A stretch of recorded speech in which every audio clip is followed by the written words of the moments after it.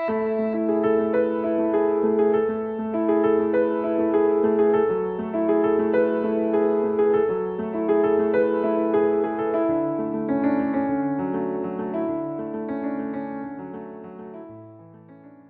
afternoon. It's a pleasure welcoming Dr. Mustafa Cenap Aydin for an interactive session on religious traditions and dialogue. Um, in particular, he will be talking about revisiting fundamental concepts in interreligious relations. Mustafa Cenap Aydin is a co-founder and the director of Instituto Tevere, a center for interreligious studies. He is also the academic coordinator at the International Institute Jacques Maritain, a center for the studies on human rights, democracy, and civil society. He was born and raised in Istanbul, where he got his first degrees in sociology and political science at Bogazici University, Istanbul. Since 2004, he has been living in Rome. He studied at the Pontifical Gregorian University, Vatican, in the fields of Christian theology, interfaith studies, Jewish-Christian relations, Asian religions and law and religion at the PhD program of LUMSA University in Rome. Furthermore, he completed a master's degree in third sector management, specializing in diversity and inclusion at the Pontifical University of St.Thomas, Vatican. You're welcome, Dr. Aydin. You have up to 2 hours for this session, and you're welcome to conduct it however you like to. So over to you now. Thank you. Thank you very much. I'm very happy to be part of this wonderful course. I checked a little bit, what you have done beforehand, and the very warm greetings from Rome, as we call from the eternal city. And in today's session, I would like to tackle some basic or fundamental concepts in interreligious relations, because I find it quite useful and also insightful, to go over the basic and fundamental concepts, whenever we deal with what do we call as dialogue, or I will just a little bit also discuss the adjectives that we are actually adding to this concept and related to some concepts which can be found in also the different fashions in religious studies, in sociology of religion, anthropology of religion. Now, since I'm sure you are very well aware, and now in the general idea of social sciences, approaching to the concept of religion from a different perspective that we used to have some decades ago. So that also affects how do we deal with interreligious relations. And I would like to discuss a little bit of that. The first of all, I would like to discuss with you the very concept of religion, because, this is normally when we are talking about religion, we say, okay, this is religion in English, and then we go back to, again, the other European countries with slightly different pronunciation. We have more or less the same word. It comes from this city, actually, religio, that is the Latin term. There are different definitions of that. Some, I'm sure you are very, aware of that. Sometimes it means just to bind together. Sometimes it makes a reference to something, beyond, the physical existence. But normally, which is more widely accepted, is a binding together. It's a community perspective. This much more present, and it is also very much related to what we understand the role of religion in the Roman society. So in the Western languages, it is widely, accepted that this idea of religion has its roots in the Latin and the Roman understanding. But when you go around, especially that happens in the interreligious relations, whenever you talk to someone who is not coming from that background, then it changes sometimes completely. How do you approach the issue? And if you make the reference to the Abrahamic religions, even though now Christianity is much more interculturalized, the interculturation of Christianity mostly happened in the Roman Latin world, especially since 330, when Constantine, decided to, just after 325, then Council of Nicaea, that will be the, now there are also different Christian churches are preparing for that, for the big jubilee of 1,700 years. But then when Constantine decided to move the capital from here to Constantinople, to New Rome, that more or less over there started this inculturation, also, of course, with an idea of religion related to the Greek state, and then just the Latin and the Greek languages become very much influential on how to understand, Christianity. But Islam and Judaism, I will just call this both two religions, the first and I will say the elder brother and younger brother of Christianity, with their relation to patriarch Abraham, their common father Abraham, they have a different approach. Because if you look at the word, especially I see also in the English language, especially people who live in the UK and also US, they tend to use the word deen and like a D-E-E-N, just they would like to make sense of what they understand from religion. And in this sense, why they are just underlining this, because it has a slightly different understanding from religion that we are, conceptualizing in the Western world. And it is true also for Judaism, because deen is a Semitic word coming from the Semitic root. And also in the Jewish tradition, it has a reference to the religious law, actually. It kind of just called like the halakha, or sometimes just to make sense more for the audience, I just call them scientists like Jewish Sharia. To make sense about the word that we can understand the whole legal approach of a personal religious life of a person who belongs to the Jewish religion. And this is the first term I would like to discuss, because whenever or you go to another context, which is very important, not only for the time that we are living in, but also in terms of the population. In the Chinese society, you see the concept that religion is not that much used. In the Chinese culture, they tend to classify understandings of the worldviews, Weltanschauungs, which are different for Confucianism as religions. The people who are outside China, they have the tendency to call Confucianism as religion, but in the Chinese context, the Chinese academicians and the Chinese people do not have the approach to call also Confucianism religion, and they call Christianity, Islam, Buddhism, Hinduism a religion, but not their Weltanschauung, I will say, called this way. It's sort of a worldview, and which has also some transcendental, consequences.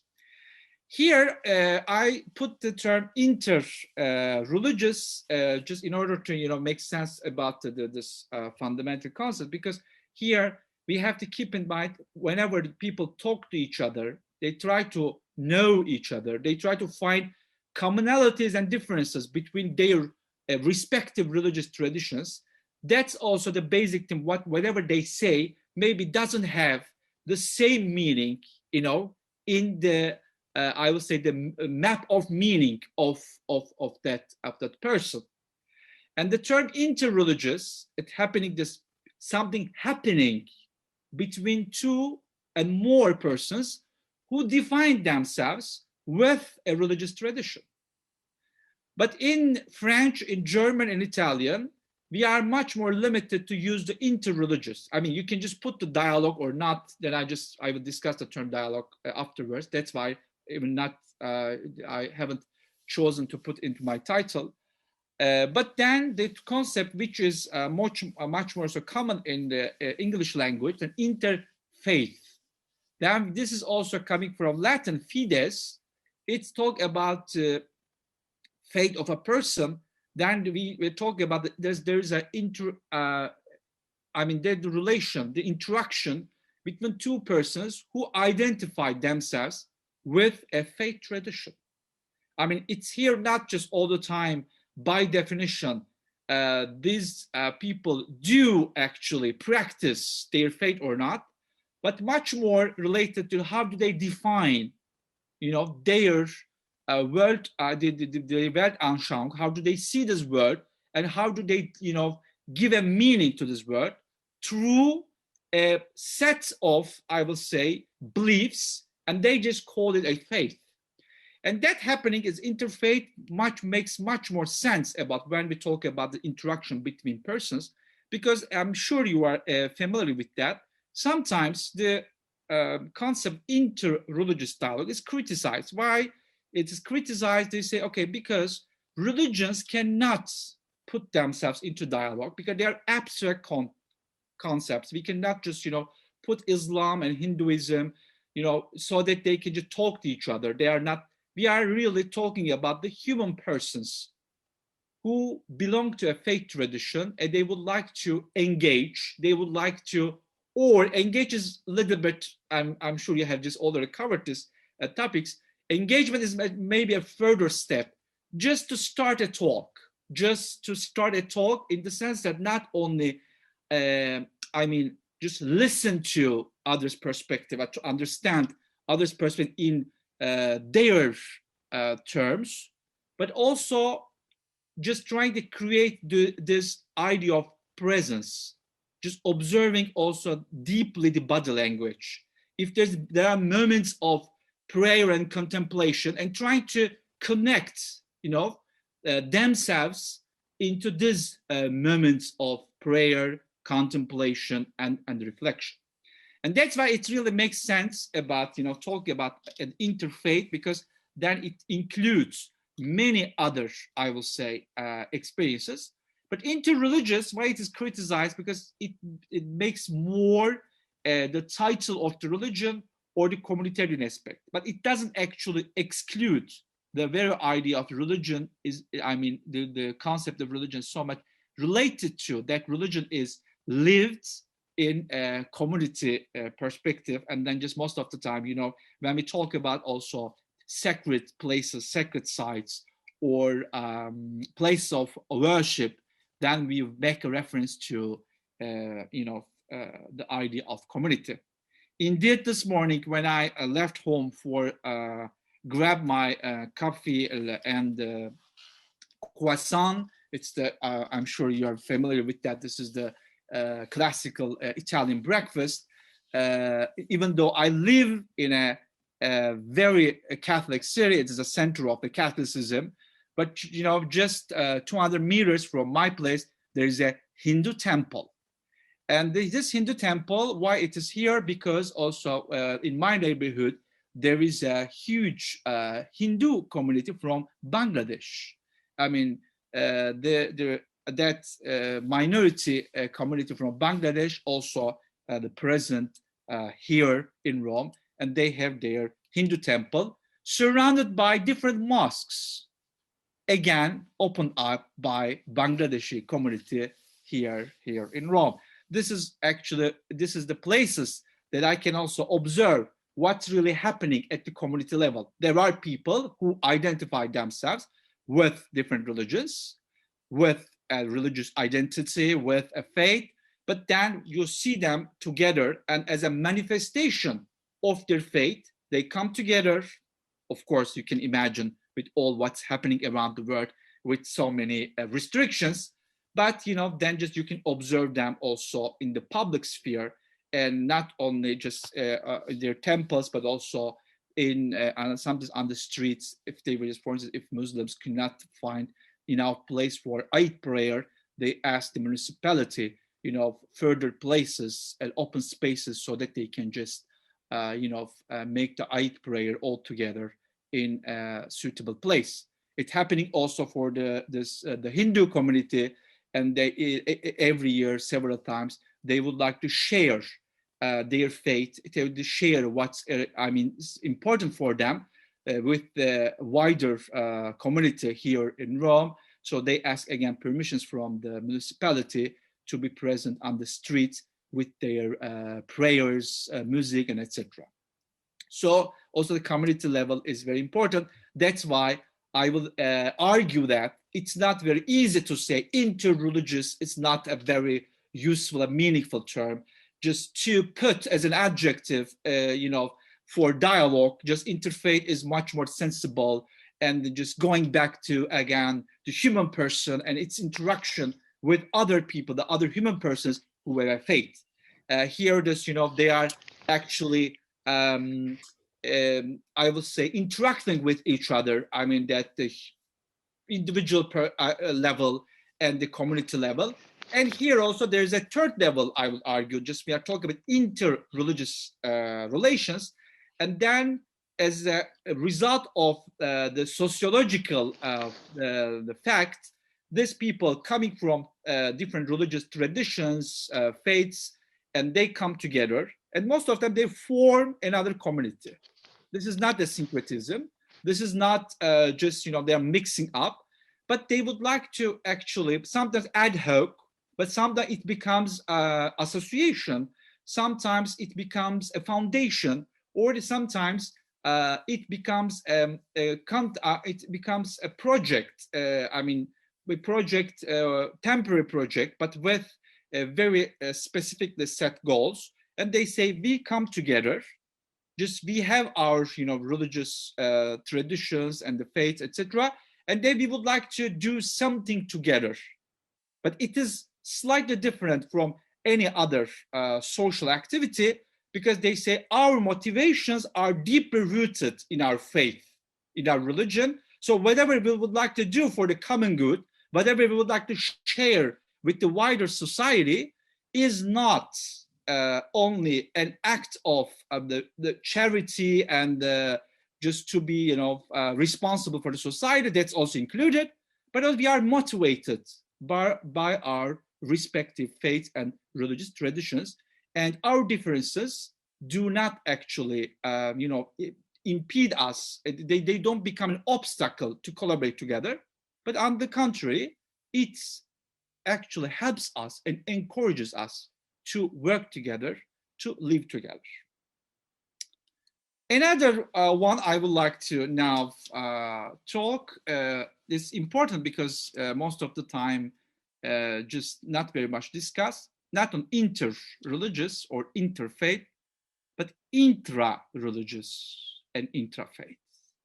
That's a very crucial moment of respective human persons of different religions, because whenever you encounter, this is another term I will discuss afterwards, whenever you encounter somebody from a different faith, then there is another responsibility to just come back home and to look at what's really happening at home with people from different colors of your religious community. I would like to give always examples from a very concrete life examples, not just going through just discussing. I'm just going back again to the Roman context, for instance. It's better maybe talk about the Muslim community. I mean, Muslim community at different levels have different inter-religious, interfaith activities with different religions. There are some Muslims who are much more engaged with the Catholics, with the majority religion. There are Muslims who are also very much engaged with the Jewish community from the perspective of Abrahamic dialogue, etc. There are also Muslims who are engaging dialogue with Hindu people, with Buddhist people. I mean, there are several, and there are some Muslims, they are not interested at all in interreligious dialogue. This also we have to recognize. There are several examples. But what is really happening is we have to look at whether these Muslims are engaging dialogue with other Muslims. There are some examples, for instance, there's some Muslims, they do not talk to Shia Muslims in their respective city. There are some Muslims also, they totally avoid the very existence of Ahmadi Muslims in the city. I mean, the thing is, here, intra-religious dialogue is a very, I will say, the delicate and the challenging part of dialogue. But in order to actually offer an authentic aspect of dialogue, authentic aspect of interreligious relations, everyone is called, I will say, as an ethical responsibility to show other religions that they are so able and capable to talk to people within their community. Here, I'm not discussing, just let me make a disclaimer. Most of the time when I talk about it, people think that I'm taking a theological standpoint. It's not a theological standpoint. I'm not a theologian. My standpoint is just, I'm talking about people who identify themselves, for instance, for the Islamic community as Muslims. That's the criteria, how to define them as Muslims. Or if you go to the Christian communities, the same problems you can also observe in the Christian communities. There are some Christians who do not think, who do not actually consider other Christians as Christians or as sufficiently Christians. And that happens also for Jewish community, for other religions. The criteria is here, whoever identifies himself or herself with a religious tradition and declares it as it is, that person should be taken seriously. It's not just, whatever your perspective or your theological perspective to declassify that person, or saying that you are not that much Muslim or that much Christian.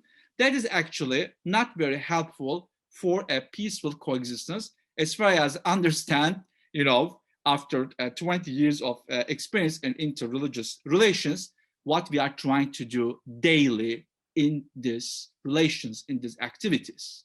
So, intra-religious, intra-faith questions are always very important.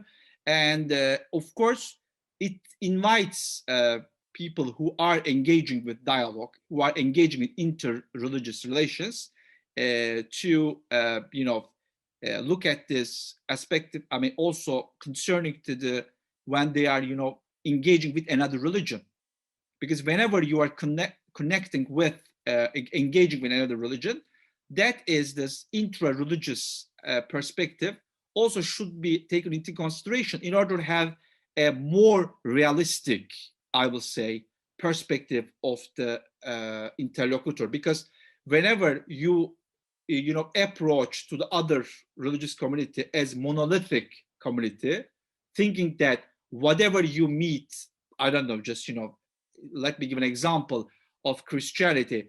If you encounter a Christian, a Catholic Christian, and if you learn from him or her, or from their respective books and their sources, what does it mean for them, Virgin Mary?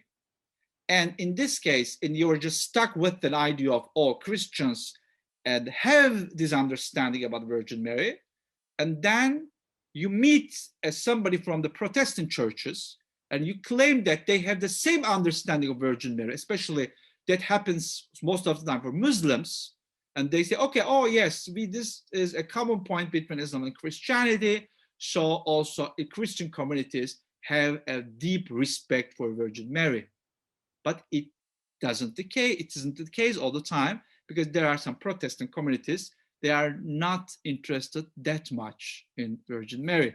So I mean, this is a very specific and a very simple example, but you can just add several other examples to that.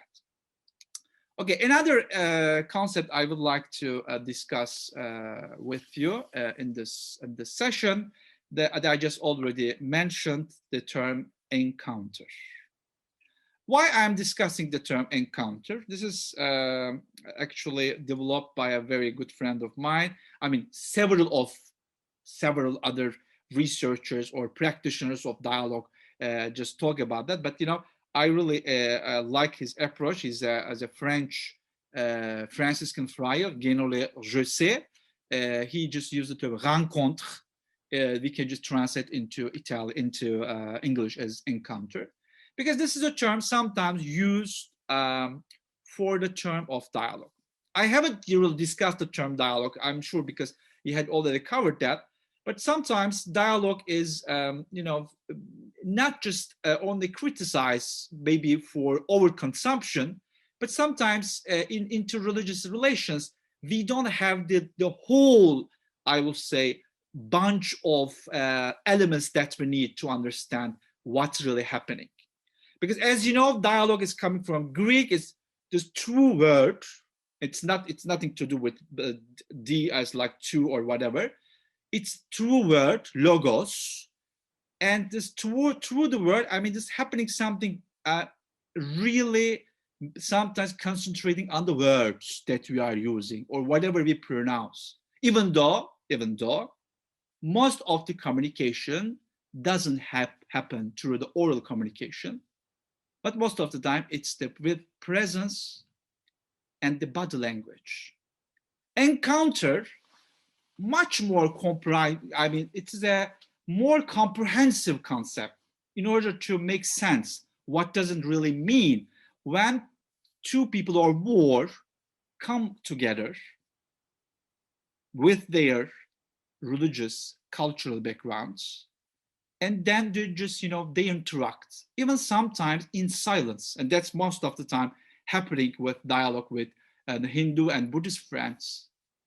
Just taking these moments of silence and meditation, and everyone else just, trying to feel, that moment very deeply with through, and I can just say through, again, the diya, through the presence of his or her fellows in this particular moment.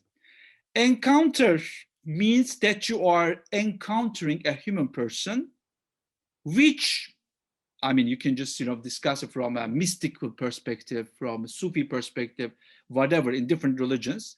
You encounter a human person, and for the believers, that encounter never ever a coincidence. It is something it's at that moment that encounter happens, part of your existential, I will say, an adventure, whatever you are trying to understand about this universe, whatever, I mean, whenever you would like to reflect, why are you here? Where are you coming from? Where are you going? What does it mean that you exist as a human person? And that person, putting in the word of the Jewish philosopher Emmanuel Levinas, that person with his face becomes a mirror for you. And then just that encounter gives you idea to discover your very existence. Who am I?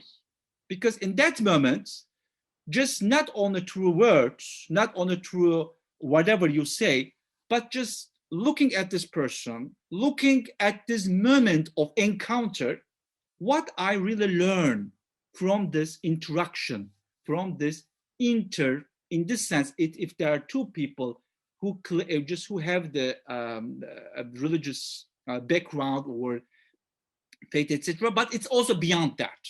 It's also beyond that, because since I'm trying to make sense about the very concept of interreligious, interfaith, but it happens with any other person, because from a believer's perspective, could be Christian, Hindu, Muslim, or Buddhist, whatever, that really happening just related to, you can just call it like a providence, you could just karma, you can just call whatever is happening over there. It is happening related to a universal meaning, and that you are looking for constantly, if you are aware of that, actually. And that's why the concept of encounter is also very fundamental in order to understand this inter-religious and also intra-religious relations. Lastly, I would like to go over the very term that I already mentioned, but I would like to a little bit discuss that. Whenever people of different religions meet together, there are, of course, I just call it as sacred site or sacred place. There are moments, spaces, persons, objects, whatever you can just call, which can be identified with the term sacred. Because sacred is, I'm sure you're quite familiar, is a basic concept in the sociology of religion, widely discussed by the French sociologist, one of the founders of the sociology of religion, Émile Durkheim. That the dichotomy between sacred and profane is a constant, I would say, definition in intra and interreligious relations. Sacred is, again, going back to the Roman times, it's a concept is much more related to what is actually within the temple. But profane is out of the temple. This much more spatial term, which makes sense about something, commonly or widely of that religious community considered as something to sometimes that you cannot approach. Let me give an example from the Muslim experience.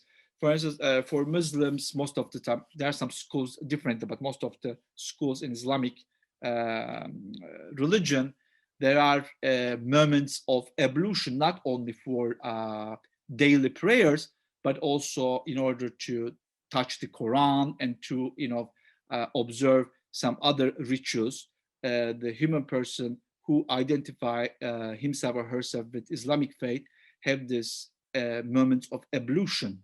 It's wudu, it's called in Arabic, abdest in the Persian, Turkish, whatever, I would say non-Arabic religious experience of Islam.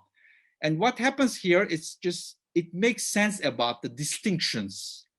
What is sacred and profane? And in the interreligious relations, that becomes a very important pillar, because how would you, actually approach to, I don't like the term others, but in Durkheim, I find it useful, to others' religious experience if you are not actually aware of the boundaries of sacred and profane in their respective religious experience. That's happening for instance, somebody who is attending a Christian religious service. In a Christian religious service, a Catholic religious service, there is a moment, I'm sure you're aware of that, at the end of the religious service, Catholics are invited to have a piece of bread, and this is the communion. This is the highest sacred moment for Catholic Christians, because they feel themselves being a communion with the divine. And if a non-Catholic, non-Christian attends a religious service for curiosity, to be united spiritually in that moment of contemplation and prayer, to learn more of, Christianity and Christians, to advance in interreligious relations, if he or she doesn't know actually what does it mean for them, and happens sometimes that I observe, if he or she queues to get this communion, that becomes extremely offensive for the Christian community hosting that person. Maybe it is something very, it sounds a bit detailed, but it's a very important detail. And that's also happening, for non-Hindus. I've been to several times Hindu temples, but also Hindu retreat places. Of course, the first encounter, the first thing that you would like to learn, rules and regulations, because you are not very familiar of this place. And you should know in which places you should take off your shoes, and you should really check your bag beforehand, so that you don't have anything like, just if you are carving, okay, just get some cheese and put into my bag, or maybe it will be nice to have a sandwich with beef and go and jump into this at the Hindu retreat place. It doesn't function, because it's in these details we learn actually how to, understand our, I will say, friends, our brother and sister in interfaith, interreligious encounter. And that's why the very boundaries of sacred and profane are also, they are not always constant. Of course, there are the basic, boundaries in every religious faith, and we can just find them not only in books, but also, as I'm mentioning, in the very daily experiences of people who have religious tradition. But on the other hand, they are in the Western context, in minority contexts, these boundaries are reshaped. But please don't misunderstand this. Oh, in a Western context, a minority context, they just open up the boundaries. No, on the contrary, sometimes some minorities, in order to protect themselves from the influences of the majority religions and cultures, they tend to strict their boundaries of sacred and the profane. That's also another aspect that should be in the account. And also in this, the boundaries of the interaction between sacred and profane, there is the aspect of the perception of the, I just called beforehand, these newly formed communities, I would say maybe interreligious communities, their perception sometimes becomes blurred, and they could be criticized as syncretic groups from the outsiders who are not actually engaging with interreligious relations. And they just go say, oh, why these people, Muslims, Hindus, Christians, Buddhists, come together? What does it mean? Do they pray together? Okay, this is really the last concept I would like to discuss, prayer. Prayer is a very basic, fundamental concept in interreligious relations. Especially, it has become more relevant and I would say universally recognized in the last year during the pandemic, and the pandemic is still going on, and it becomes more and more relevant. What does it really mean, prayer, for respective religions? Because there are people, I can just say, for instance, I can just give an example from the, I would say, the so-called most of the very important interfaith prayer, interfaith prayer. This did happen here in Italy, in Assisi, the birthplace of Saint Francis, in 1986, 27th of October, 1986. Pope John Paul II, now he's Saint John Paul II, invited people from different religious backgrounds, especially the leaders of the religious communities from all over the world, for a specific purpose. And he declared that day, 27th of October, as a day of prayer for peace. And still it's going on every year, not in Assisi only, but everywhere in different parts of the world, but especially through the activities of Sant'Egidio community. Maybe you're aware of this Italian Catholic community, much more engaging in interfaith dialogue. Every year that day is celebrated. Around that day, just around the week, people are coming together.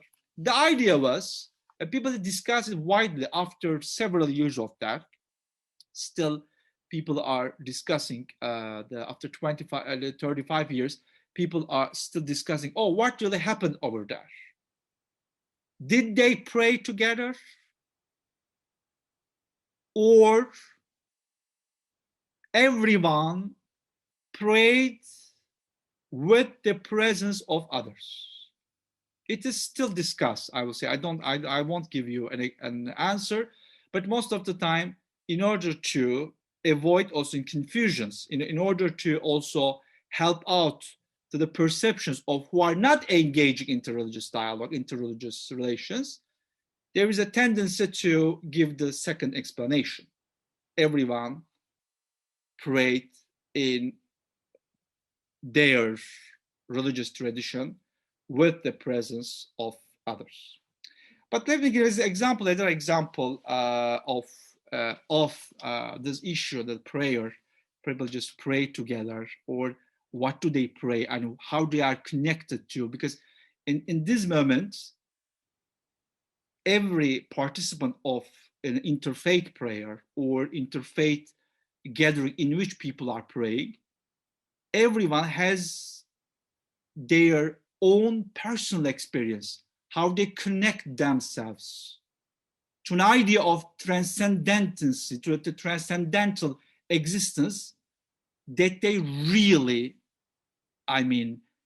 take seriously in their lives. And that transcendency, that idea of transcendental being, plays the most crucial role in their lives. And that's why that is the aspect that should be taken into consideration whenever we talk about praying together or an interfaith prayer. The example is from 2014, but actually, again, both 2006 and 14. Maybe you know, since the Second Vatican Council or so, I'm talking about Vatican Council finished 1965. There is a tradition of the popes, the bishops of Rome. They visit Istanbul, New Rome, after their election, because this is a part of the intra-religious dialogue. In Christian terms, it's ecumenical dialogue. They visit the Patriarch of Constantinople, the ecumenical Patriarch of Constantinople, Bishop of New Rome. That happened since Paul VI and onwards. In 2005, Pope Benedict was elected, and in 2006, he was in Istanbul to visit not only the Patriarch, but also Muslim, Jewish, Armenian, whatever communities. And then also 2014, Pope Francis, 1 year after his election. In 2006, Benedict XVI visited Blue Mosque, Sultanahmet Mosque. It's an important mosque of Istanbul. And then over there, the Mufti of Istanbul invited him for a moment of prayer. And in that moment, they both directed themselves to mihrab. This is where Muslims, put this mihrab. Mihrab doesn't mean anything with qibla, but they just put towards Mecca. Mihrab means a niche or little chapel. That's that we found in Quran. It's a place, important place, because Virgin Mary in the temple in Jerusalem she was praying in this mihrab, in the little chapel and the little niche. And that's why this is and they were actually, they stopped and they did a moment of contemplation, and a huge debate, since I was in Rome again in 2006, on, oh no, is it true that Pope, the head of the Christian community, prayed in a mosque? And there's a huge discussion. And one of the officials of the press office of the Vatican said, no, he didn't pray. He made a moment of silence. That was 2006. It was not clear. But in 2014, Pope Francis again went to Istanbul, and he visited again Blue Mosque.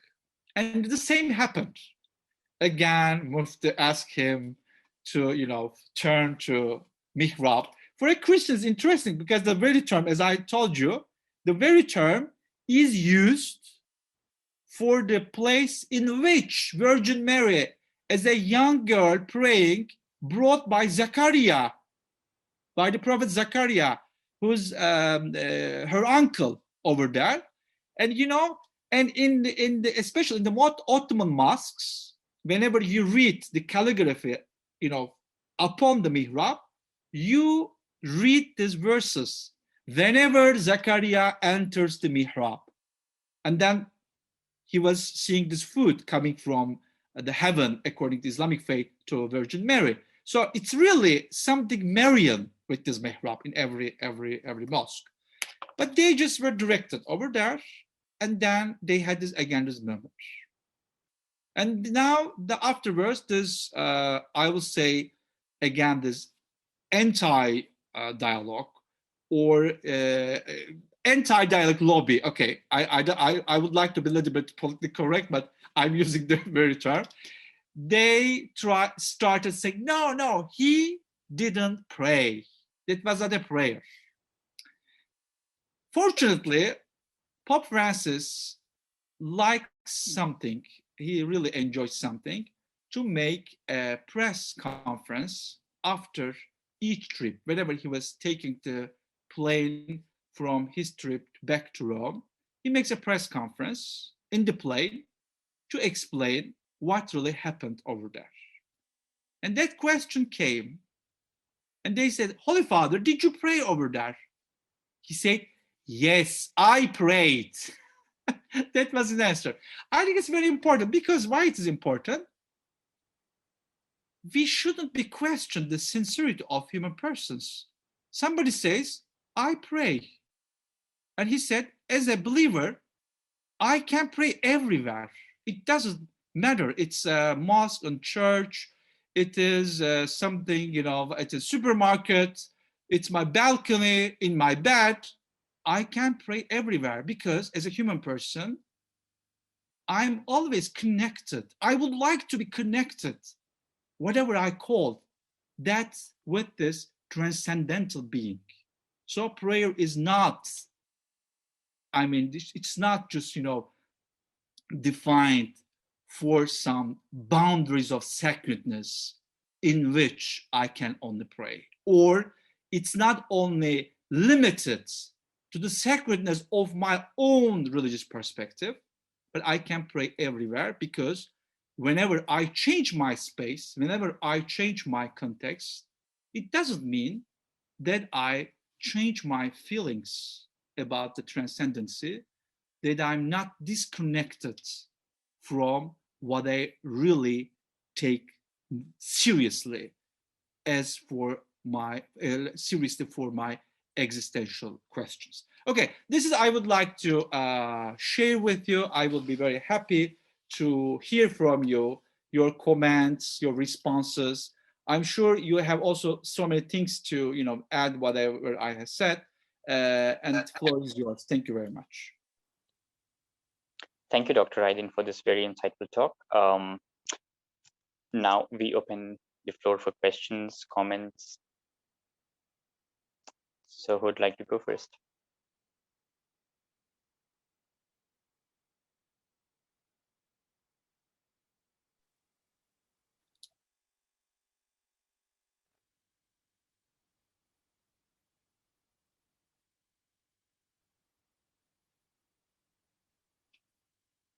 No questions?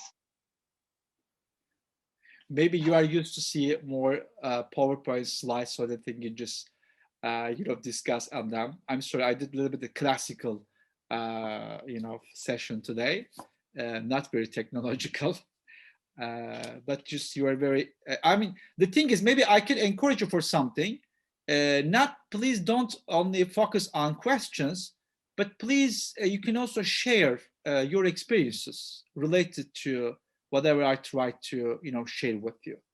Your daily experiences, or what really happened beforehand, or you can just also give an example as a good practice that I would love to also hear whatever you can share in this field.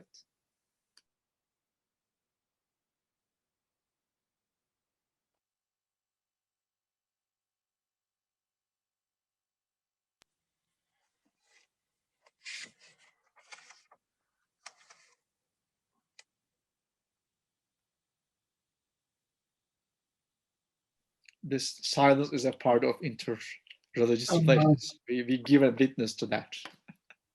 I have just a comment and a question. Thank you, Dr. Mustafa, for your very nice presentation.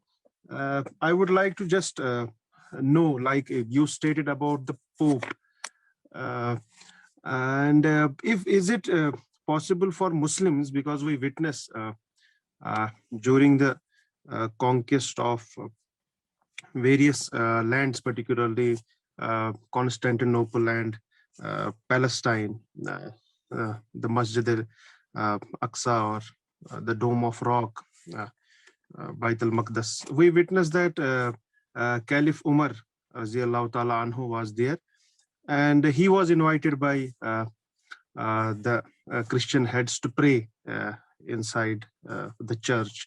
But he abhorred from praying there, and he stated that if I pray there, then later the Muslims will declare it as some sacred place and will build a mosque there. And it happened that still Masjid Umar exists there, because he prayed outside the this venue of the church.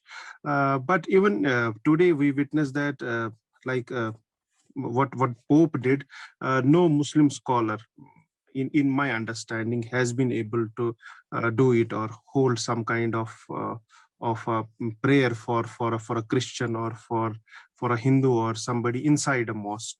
But in case of interfaith dialogue, we witness that churches are open to it. So how to bridge this kind of divide? Because we certainly, the Muslims believe that ours is the last holy religion and the truthful gospel truth. So we can't have these kinds of interfaith dialogues within the Muslim institutions, mosques, or even shrines. So how to just bridge the divide? Because in interfaith religions, we take each religion on the same level or same plank, but that has not materialized within the Muslim world, or as far as my knowledge is concerned. You can just deliberate about it. Thank you so much, Mushtaq Iskandar. Thank you so much for this question. Yeah, it's a very fundamental issue, actually. And let me start talking about this issue going back to 2017, my trip to Jerusalem, Quds. The thing is, I have witnessed something very interesting over there. Whenever I was just, going around the city, and every day I was going to Masjid al-Aqsa for prayers, and I visit also all Jewish and Christian places. And first of all, for a Muslim, for going back to Quds, Jerusalem, and visiting this place is very important, because you are actually experiencing something very particular.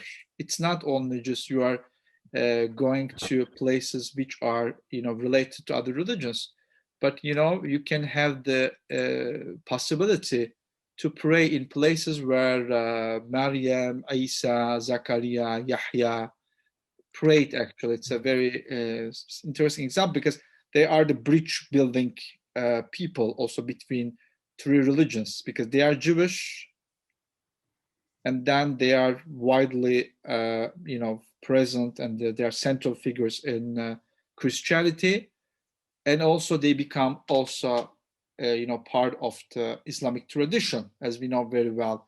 After Moses, Jesus and Mary are the most occurred persons in Islam. And let me put it this way: this is the God's choice, so that they just quoted so much by Allah Ta'ala to underline their importance. And concerning this, how do you pray in how do you accommodate that? Most of the time, in Islamic world, for other cases too, but there is this selection of Sunnah. Selection of Sunnah, the Hadith, as you know very well, at the last years of Medina, because also it is related to this last verses coming, from the Surah Al-Ma'idah, 5th chapter of Quran.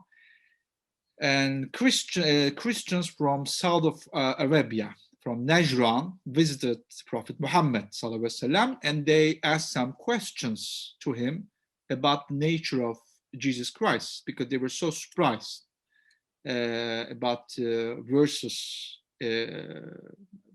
related to Jesus Christ and his mother, Virgin Mary. And this is well documented in Sirah, in Sunnah tradition, and that since the debates became so long and prolonged too much, they said they are represented by a level of bishops. There are some bishops with them. They said we would like to pray. And the decision of Prophet Muhammad was to leave Masjid Nabawi, mosque, to them. He said, come and pray here. And as we look at the Islamic tradition among Muslims, it's very important to follow the footsteps of Prophet and to live Sunnah, but there's something more important. To revitalize a Sunnah which is forgotten. And this is a Sunnah, unfortunately, totally forgotten. Accommodating people of other religions, not in your household, not only creating a place of worship for them as a sign of religious freedom. No, further accommodating them into your place of worship. This is Sunnah, as we learn from the tradition. It's not something invented for modern times. It's not invented to be more respectful for diversity and being inclusive, because this is needed, going back to the religious tradition, the fundamentals, in order to convince some Muslim fellows who are not very much enthusiastic about interreligious relations. And this is, I think, an aspect that I would like to underline. But another thing is, whenever we talk about, just inviting people of different faiths, not only the mosque, but just, to go their place of worship and to be present over there. This is, I think, another issue that we take into consideration. It's not also a very easy task. Let me give an example from Jewish experience. For Jewish people, according to the tradition developed by rabbis, it is acceptable to go to a mosque because there are no images for prayer over there. But it's not acceptable to go to a church, for instance. And that created huge problems for Jews who were living under the Christian rule. Because Jews, we call them Sephardim, the southern Jews who lived under the Muslim rule, they didn't have such a problem to go to a mosque, to be present in the mosque, because their fiqh, their halakha, their deen, I just mentioned, allows them to go there. On the other hand, they could not get. Okay, this should be also respected also for Muslims. Some Muslims, maybe they don't feel themselves comfortable in some places.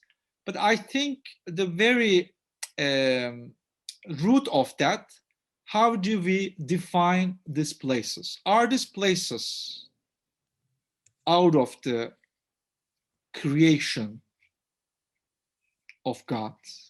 Are these places excluded from the humanity that most of the time, especially Sufi Muslim traditions, claim to embrace, the whole universe as a gift of God, and they try to discover the beauty of God in each human person?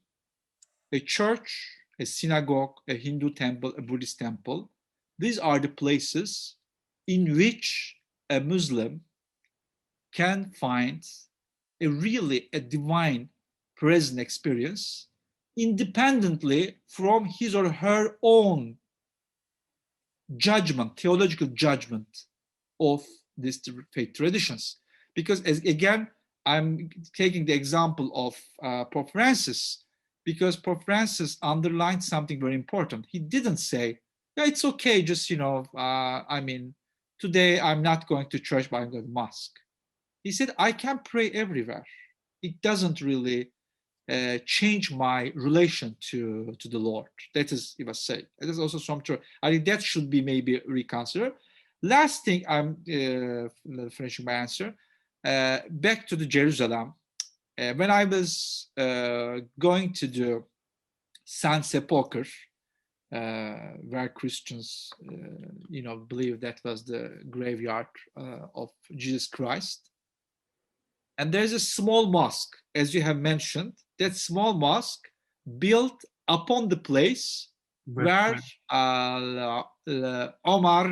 radiallahu anh prayed, did his salat.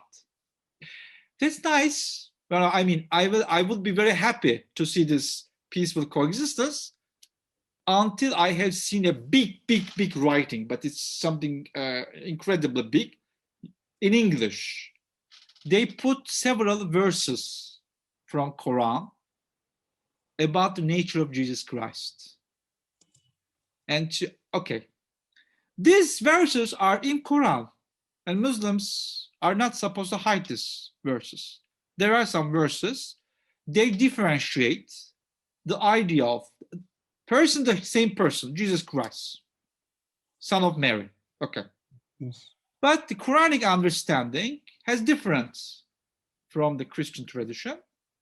But my question is about the interreligious relations, and especially for mutual respect. Is this the best place, best spot to put these verses in a street, and thousands Christian pilgrims come from all over the world to go to the most sacred place for them in the world? I mean, this is a little bit, our choices. Like in the beginning, I was saying a selection of sunnah. People tend to select some other experiences, not the experience that I would like, that I shared. And in Quran, there are some verses you can just, share over there. And for instance, saying that Jesus Christ says, "There's I be peace upon me on the day that I was born, day I will die, and then I will resurrect." That's the perfect spot to put this verse, because this is related to the whole story of Jesus, where he was born and then died and raised. And the thing is, I'm not discussing some Muslims, but there's this verses. The thing is, here I think everything is changed by how do we feel about what we are trying to do. What is our goal? What is our niyyah, intention?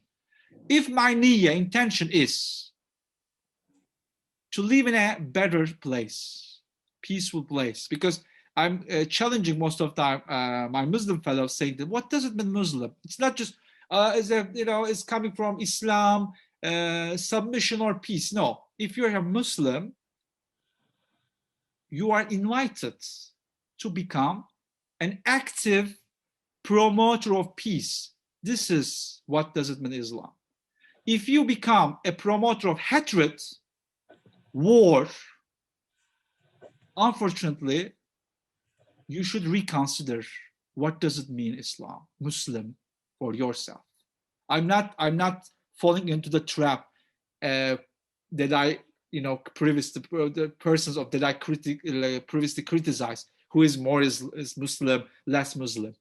But I think the personal responsibility of Muslim is saying that whenever I pronounce this word, I'm Muslim, meaning that I embrace peace, I submit myself to peace, to salam, to shalom, to pax.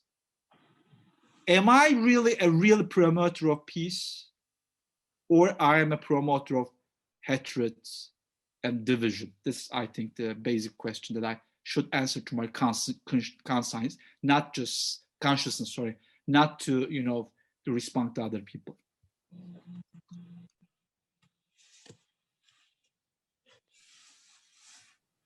Right, any other question?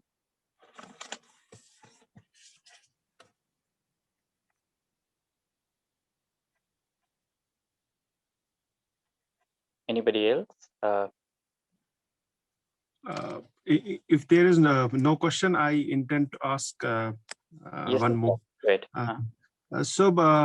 Related to the interfaith, again, another problem crops up that's related to the Semitic religions, because Quran mentions the Ahle Kitab, particularly the Jews and the Christians, and with whom most of the Muslims state that it's their books are predecessing to the Quran, and there is truth in them, though they are abrogated, but related to the non-Semitic religions, particular to the religions that were founded in the subcontinent, like the Hinduism, the Judaism, Buddhism, Jainism, even Sikhism, a very recent religion. So what should be our approach towards interfaith dialogue with them and their praying institutions? Because many scholars who are mainstream Islamic theologians or faqih, they don't hold them at the same level as the Ahl Kitab. So they state that praying in their places, but these temples or the gurdwaras or other such institutions is not valid, or we can't invite them, or even the zabiha of the Ahl Kitab is halal, and the zabiha of these people belonging to other faiths that are not Semitic is not halal for them. So how to bridge this kind of conflict? And it's again obstacles for interfaith dialogue. So you can shed some kind of light, or how to engage with these non-Semitic religions and these traditions. Thank you again for these questions. Another difficult and challenging area of dialogue. I think there are so many misconceptions about that. Thank you that you have underlined them. The idea of excluding this so-called Asian religions by some fuqaha is something very contemporary, because in the past, so many mufassirin, the exegetes of Quran from the subcontinent, they refer them as Ahl al-Kitab because they were very knowledgeable about Upanishad and Veda, and they were reading, these sources before commenting on them, and they discovered the beauty of the messages that they have read and understood in these writings. And especially, why? Because in Ahl al-Kitab, because there are so different concepts. Kitab, also Muslims are part of it. Most of the time, they just consider themselves, and they would like to use this term to refer to others, Ahl al-Kitab.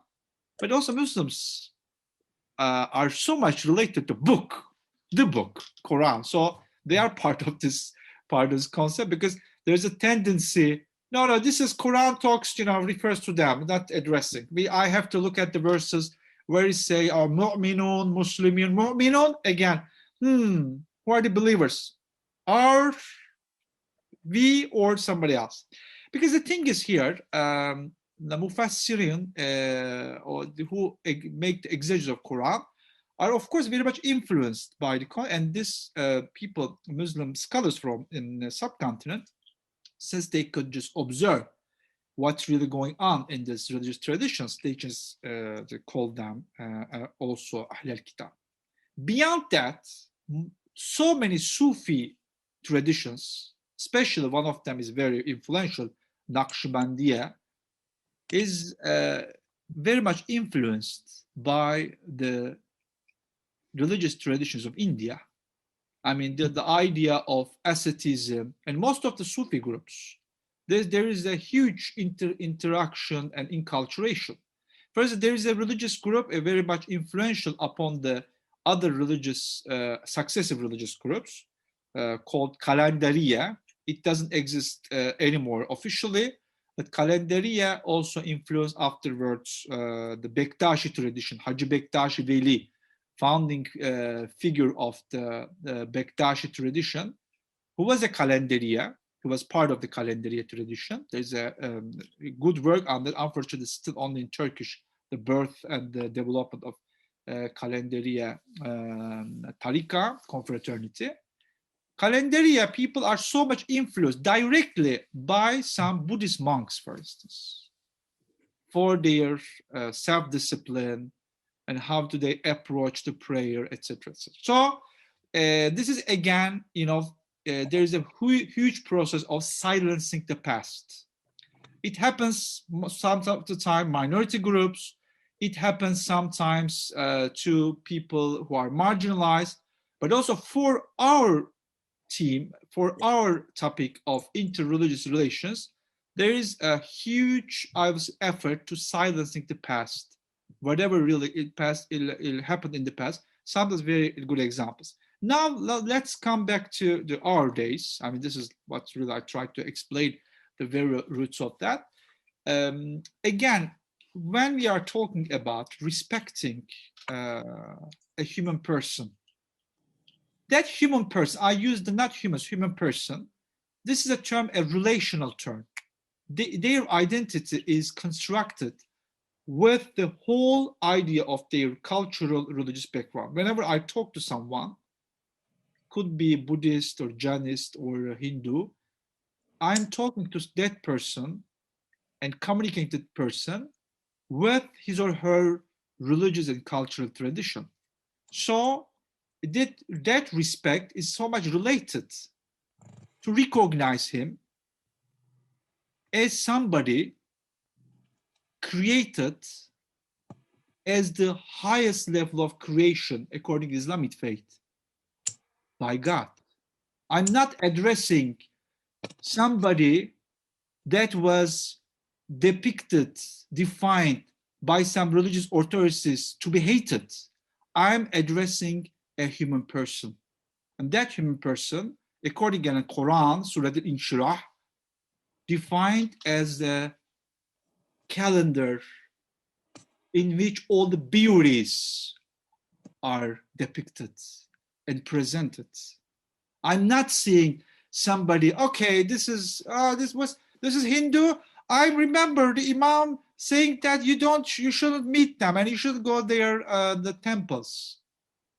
This is an interpretation of Imam who is not seeing the human person, insan, the first identity before every other identity. Because this is the level given by God. God created us as human beings and human persons. And as he created people that we are interacting. And I think this is the crucial point, that most of the time, Muslims who tend to exclude people from, not from Abrahamic Semitic religions, but from other religious traditions, they actually forget something fundamental. They go back to secondary and third, whatever lower levels of approach of their, they stare at these people from, I will say, let me give a strange example with I have 5 degrees. This is the approach that they should take, and with some effort, you should just buy this, and it's not always very easy. And you just look at, I can't see them. Where are these people? Are they present here? Do they belong to a religious tradition? Because you don't have this approach. You have a human person. But again, I'm concluding with that. There are so many elements in the Islamic tradition to approach to Hinduism, Buddhism, etc., even from an Islamic perspective, to take them seriously as it happens with Jewish and the Christian traditions. But beforehand, it is very important. We construct an idea of other religions if we authentically and sincerely engage into dialogue. That doesn't mean to listen to them before that we put our judgments upon them. Maybe not like you, but most of you, but I have also quite rich experience with my Hindu friends.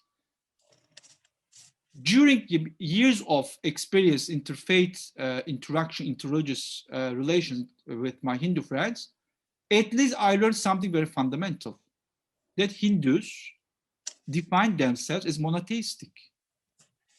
And most of the time, there's a huge confusion about that. And people would like to, say, oh, they have so many thousands of divinities. And if you don't really understand them, if you don't spend time with them, and if you really don't, share spiritual moments with them, you can't really understand it, because you have your cliche, and they have thousands of divinities, and you are monotheistic, Christians monotheistic, or again, some Muslims don't share this idea, but if you listen to a Christian friend, what is your faith? Your Christian friend responds, I am a monotheistic. That Christian friend, he or she says, is a Trinitarian way of monotheism, but they define themselves monotheistic. So how would you accuse people for a new identity that they just, don't share? We know that, unfortunately, from the political sphere, there are people who are not, who do not never define themselves with a specific name, but for repression, for political hatred, sometimes they are labeled as such. But at least at this level, the people come together for their respect for faith, for religion, etc. I think we have a big chance to overcome these prejudices. Here in Rome, each year I'm attending at least Diwali celebrations. If I find them, also others too. We have the Tiber River, as you know, dividing Rome, but also uniting Rome. That's why Behzat already mentioned the name of the institute that I'm running. It's Tevere. Tevere is the Tiber. It is the name of, and I'm very happy to attend the Diwali celebrations because it is, celebrated, just on the benches of Tiber River, related to to my center. And it is a moment of not only spiritual experience, but it is a moment of learning.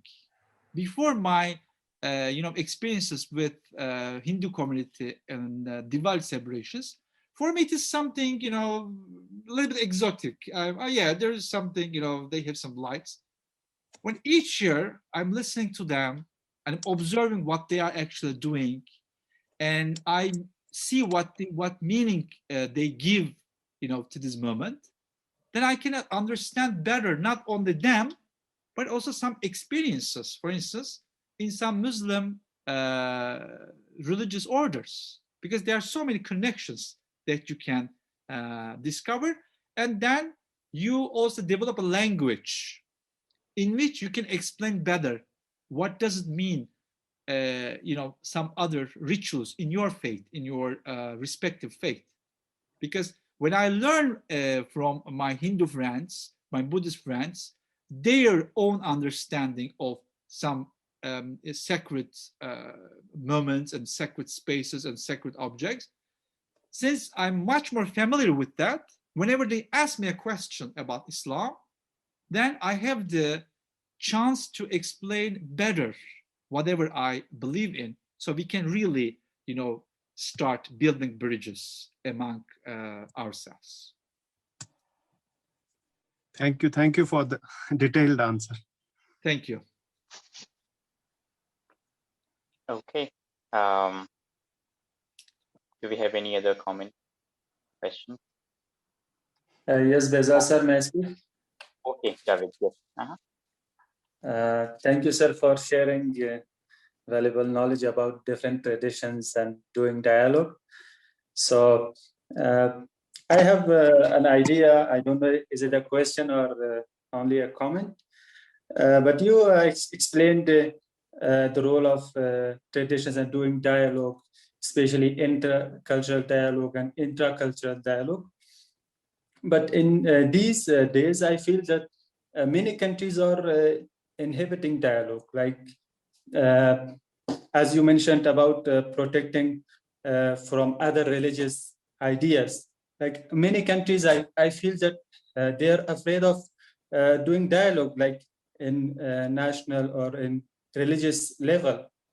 So I think, as I heard a couple of days ago, a pope said that we have to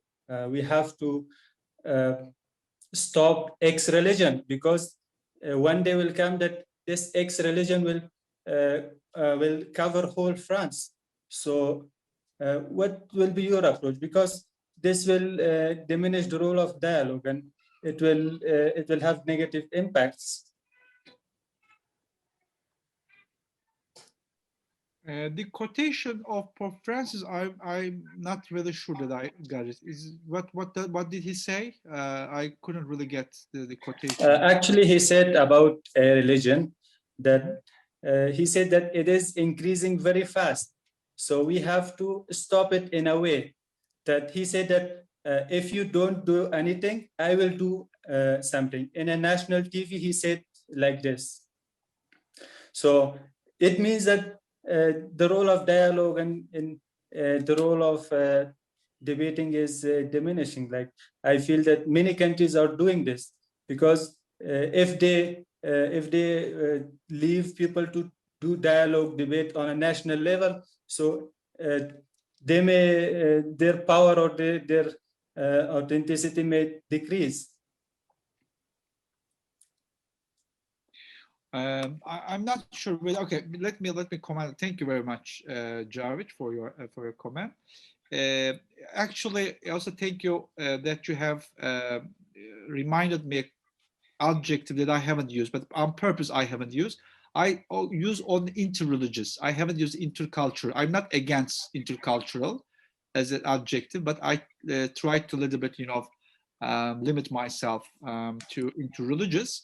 Intercultural has also another perspective, actually, because there are so many definitions about the relation between religion and culture, which is more relevant. And there are some researchers who say we cannot really understand religions without their enculturation, their culture around. And in our relations, in our interreligious relations, and sometimes there is I will say intertwining relation between two adjectives, intercultural and interreligious. For instance, sometimes a Muslim and Christian who do live, for instance, in Italy, or let me add also Jewish friends, Jewish, Christian, Muslim friend who do interact each other within an interreligious concept, but most of the time maybe their intercultural interaction is much more related because they do share the Italian culture together.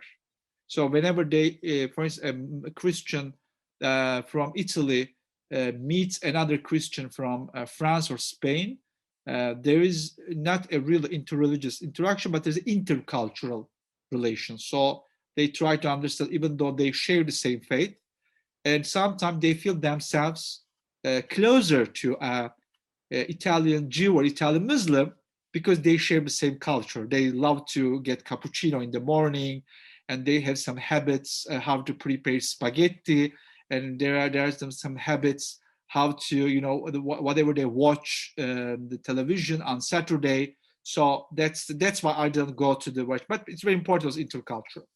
In some the idea, if I'm not misunderstood your comment, the thing is religion, my area of studies, sociology of religion, is a very relevant theme about religion in the last decades is the secularization.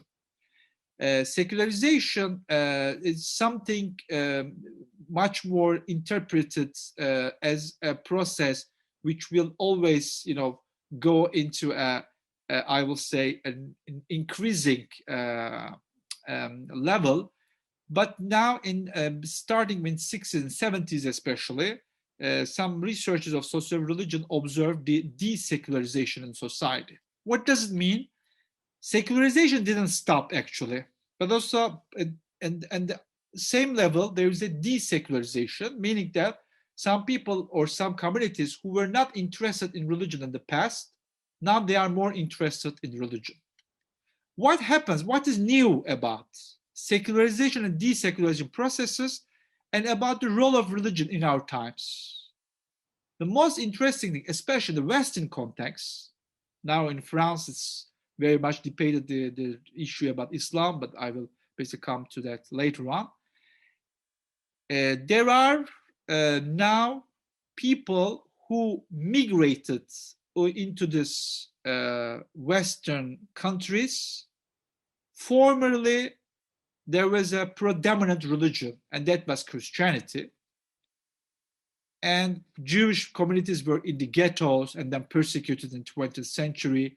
They didn't really enjoy, a respectful area of time, and they had the huge tragedy of genocide, etc.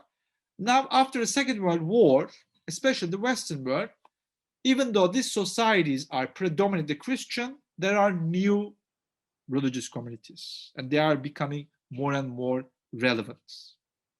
Not only Muslims, but also Hindus, Buddhists. I don't know, maybe if you're aware of that.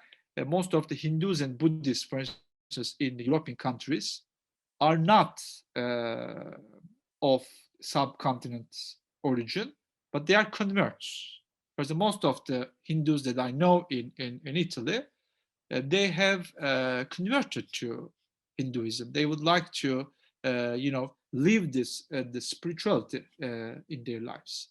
So there is a immigrant part, and also these new coming religious perspectives. What is, since you have mentioned about the states and nations, etc., let again go back to the Roman period a little bit, 2000 years ago. Now, I'm saying it's new because there was a consolidation of the relation with religion and state since Westphalia Treaty, 1648, after the bloody wars between Protestants and Catholics. So I now call it as like a rather, after a rather period of homogeneous whatever society. But at the same time, it's happening in the Europe, and the other part of the Mediterranean Sea, in North Africa, in Asia Minor, whatever. And in these places, there was sort of a multi-religious, multicultural existence between Christians, Muslims, and Jews.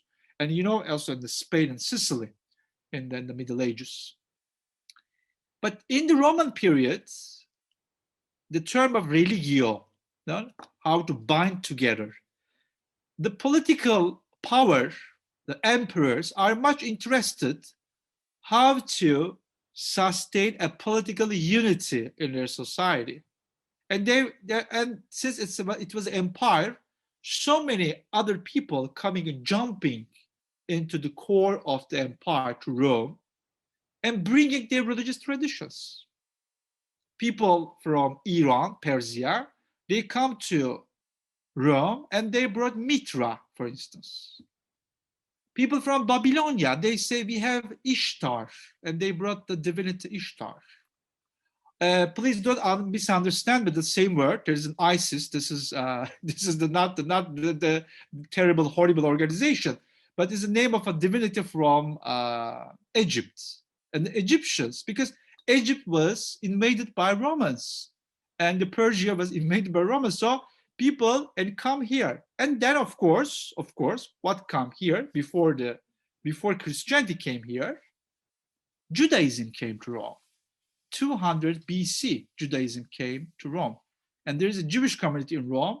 It's still here after 2,200 years. It is here in the city of Rome. What I mean, these religions come, and then among these religions, and Peter and Paul, the disciples, one is direct disciple, and then Paul then converted and become a spiritual disciple of Jesus. They come to Rome to bring this message to the Jewish communities of Rome, the announcement of Christ. And among all these different religions, or I forget about the Anatolian religions, Cybele, etc., etc., and all of them come here. And among these religions, it's not our issue to discuss. We can just talk to our friends who are experts of history of religions. Christianity became predominant. And then Roman Empire, in order to ensure the political unity, started to manage this religion. And that's why they made the councils, etc. And then more or less that Christian religion standardized for the Roman Empire. And then other minority religions accommodated less or more or less accommodated within this context. Now the very idea of religion, the Latin term religio, now I think is very relevant to understand. because Europe has its own history of the last 3 centuries, or the consolidation of Christian civilization as the predominant, the homogeneous, I would say, civilization project for the continent, even for the North America.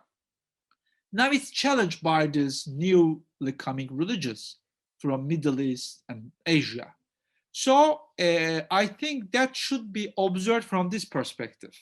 And here we should really understand, because the idea is, even some states maybe would not favor or that we should go back to the very roots of an understanding of democracy.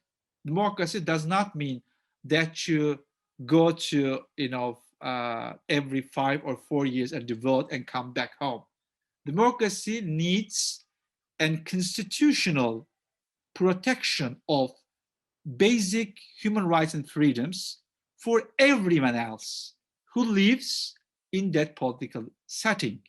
And from this perspective, the right to religious freedom and how to exercise it, defined by the Universal Declaration of Human Rights of 1948, is the fundamental pillar to really live in a democratic society in which religion and the right to religious freedom is part of the human dignity of its citizens. This is the level that we have right.